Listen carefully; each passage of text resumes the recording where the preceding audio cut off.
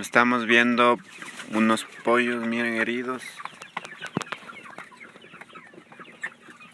Los pollos por el hambre picaron a sus propios compañeros y comieron y mataron a algunos. Eso pasa cuando uno no está vigilando siempre y está regalando constantemente la comida. Pueden llegar a comerse entre ellos. Ahí está herido, le han picoteado, está sangrando, aún está vivo. El otro también está picoteado. Hemos apartado acá para que no nos maten. Acá también está de sangre, miren, le ha picoteado. Ojalá puedan recuperarse. Ahí están todos los pollos.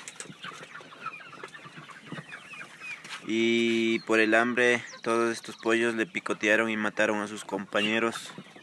Han matado como una docena de pollos, fueron picoteados.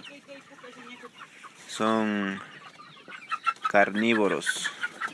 Y aquí está trayendo otro herido, miren, le han picado también. Solo por no poner comida por un momento, por mediodía. Ahí está, picoteado, pobrecito, sangrando, está vivo. Y algunos están muertos, picoteados por sus propios compañeros. Pueden volverse caníbales, comerse entre ellos los pollos. Así que amigos, si tienen ustedes avícolas, si tienen criadero de pollos, cuiden constantemente para que no suceda esto. Regalen comida y agua constantemente y estén vigilando siempre.